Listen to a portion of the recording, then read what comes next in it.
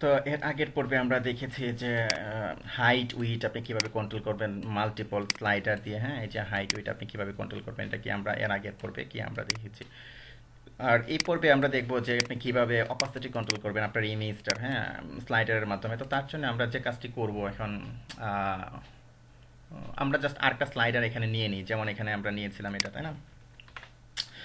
আমি এখানে লিখলাম যে আইএমজি অপাসিটি নামে আমি কি আরেকটা আইডি এখানে নিলাম। তো এখন জাস্ট আপনি যে কাজটি করবেন, এই যে এখানে যেভাবে আপনি নিয়েছেন, হ্যাঁ, তো ঠিক তেমনই ভাবে আবার কি স্লাইডারের জন্য আপনি কি করবেন, এর জন্য কি আমি আবার একটা স্লাইডার ফাংশন আপনি ডিক্লেয়ার করবেন। আমি হ্যাশ দিয়ে নিয়েছিলাম, জাস্ট আমি কি এটাকে দিলাম। দেওয়ার পর এখানে আপনি লিখবেন যে স্লাইডার আমরা যেরকম লিখেছিলাম, হুম, স্লাইডার।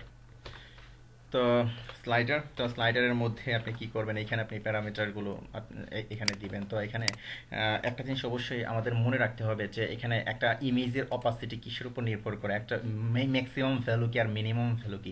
তো একটা ইমেজের অপাসিটি ম্যাক্সিমাম ভ্যালু হলো 1 এবং মিনিমাম ভ্যালু হলো 0, অর্থাৎ আপনাকে 0 এবং 1 এর মধ্যে আপনাকে চিন্তা করতে হবে। তার মানে যেটি দাঁড়াচ্ছে যেমন 1.1.5.3, সাপোজ এরকম 0.7 এর মধ্যে কি আপনার এই ভ্যালুগুলো কি, এই ভ্যালুগুলোকে নিয়ে আপনি কাজ করতে হবে। হুম, তো তো তার মানে ভগ্নাংশ। হুম, তো আশা করি বুঝতে পেরেছেন যে বিষয়টা ভগ্নাংশ। তো ভগ্নাংশটা কিভাবে আমরা করব, তো তার জন্য আমি এখানে জাস্ট কি করব, এই যে মিনিমাম আমি এর একটা ভ্যালু দিয়ে নিলাম যে মেন ভ্যালু, তারপরে কি করলাম একটা ম্যাক্স ভ্যালু দিয়ে নিলাম 100, মিনিমাম দিলাম 0, ম্যাক্সিমাম দিলাম কি একেবারে 100।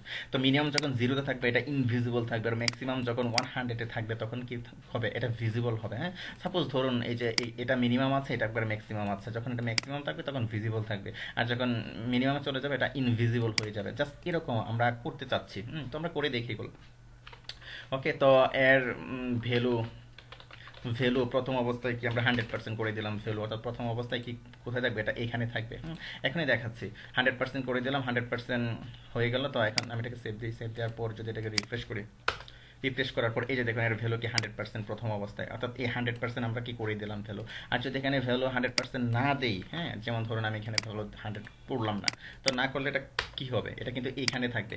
আর যখন আমি 100 করে দিলাম ভ্যালুটাকে, তো 100 করে দেওয়ার পর যদি আমি রিফ্রেশ দিলাম, এখানে কিন্তু চলে গেল, অর্থাৎ যখন এখানে থাকবে তখন এটা ভিজিবল হবে, আর যখন এটা নিচের দিকে আসবে অর্থাৎ বাম পাশে আসবে তখন ধীরে ধীরে কি এটা ইনভিজিবল হতে শুরু করবে।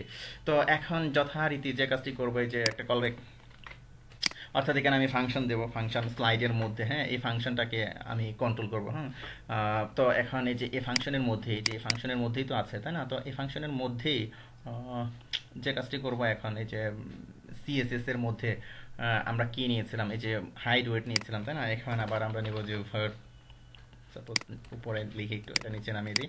আমি লিখলাম যে অপাসিটি। তো অপাসিটি ইকুয়াল টু যথারীতি কি করবেন, এই যে অপাসিটি আইএমজি অপাসিটিকে কি আপনি এখানে ধরবেন, অপাসিটিটাকে ধরবেন কিভাবে, এই যে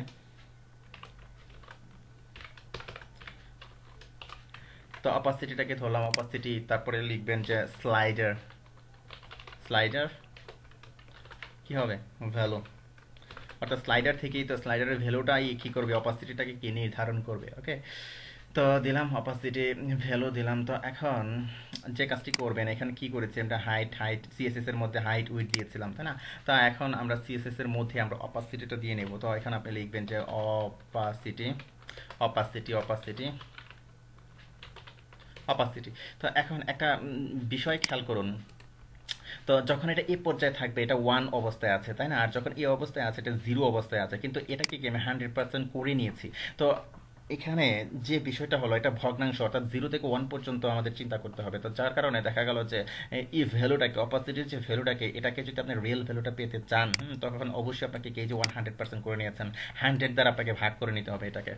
তো আমরা কি করলাম এখানে 100 দ্বারা কি করলাম, এটাকে ভাগ করে নিলাম। ওকে, সেভ দিলাম। তো সেভ দেওয়ার পর এখন এই যে স্টেটে আপনি শো করবেন, এখানে অপাসিটিটা আবার শো করবেন স্টেটে ধরুন। তো স্টেটে শো করার জন্য আপনি এখানে যথারীতি আপনি লিখবেন যে এখানে আমি কি করেছিলাম, একটা ব্রেক দিয়ে নিই। হ্যাঁ, ব্রেক দিয়ে নিলাম, ব্রেক দেওয়ার পর এখানে জাস্ট আমি কি করলাম, একটা প্লাস চিহ্ন দিলাম। প্লাস চিহ্ন দেওয়ার পর আমি জাস্ট কি করলাম, এটাকে একটা কপি করি না কেন, এটাকে কপি করে আমি এখানে লিখলাম যে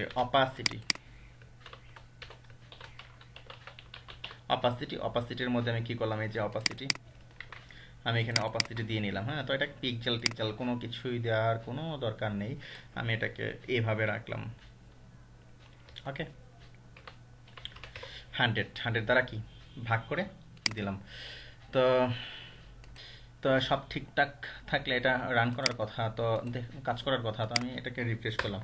রিফ্রেশ করার পর যখন আমি, ধরুন আমি এটাকে বড় করে নিলাম একটু, এই যে অপাসিটি 1 চলে আসছে। হ্যাঁ, একেবারে প্রাথমিক অবস্থা থেকে যখন 100% আছে, অপাসিটি 1 চলে আসছে, অলরেডি দেখতে পাচ্ছেন আপনারা। তো আমি বড় করে নিলাম। বড় করে নেওয়ার পরে এখন যদি আমি এটাকে নিচের দিকে যাই, এই যে দেখুন অপাসিটি কিন্তু কমছে। তো এখন 0.1, 0.2, 0.3 জাস্ট এরকম হওয়ার কথা। এই যে দেখুন 0.5, 0.6 জাস্ট এরকম হচ্ছে। এটা কি ধীরে ধীরে কি ইনভিজিবল হচ্ছে, তাই না?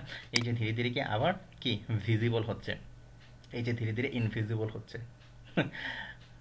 হুম, তো জাস্ট কি করলেন, এভাবে যে করে ইউআই ব্যবহার করে আপনি কি করতে পারেন, এভাবে একটা ডিপ অথবা একটা ইমেজকে আপনি কি করতে পারেন, এভাবে কি কন্ট্রোল করতে পারেন। বিভিন্ন স্লাইডার, মাল্টিপল স্লাইডার দিয়ে আপনি কি করতে পারেন, বিভিন্ন অপশন আপনি তৈরি করতে পারেন এবং এগুলোকে কন্ট্রোল করতে পারেন। যেমন আমরা কি করেছি এখানে, এটার হাইটটা কি আমরা কন্ট্রোল করছি একটা স্লাইডার দিয়ে। হ্যাঁ, তারপরে আবার কি করছি, এটার ওয়েটটা কন্ট্রোল করছে একটা স্লাইডার দিয়ে। তারপরে এখানে ম্যাক্সিমাম ওয়েট সম্ভবত 500 করেছিলাম আমরা, আচ্ছা এই ধরনের। আচ্ছা, যাই হোক। তো তারপরে কি করেছি আমরা, অপাসিটি কন্ট্রোল করছি, তাই না? তো আশা করি বুঝতে পেরেছেন যে মাল্টিপল স্লাইডার নিয়ে আপনি কিভাবে কাজ করবেন এবং ডাইমেনশন কিভাবে আপনি কন্ট্রোল করবেন, অপাসিটি কিভাবে কন্ট্রোল করবেন। হুম, তো ওকে, ফাইন, ধন্যবাদ।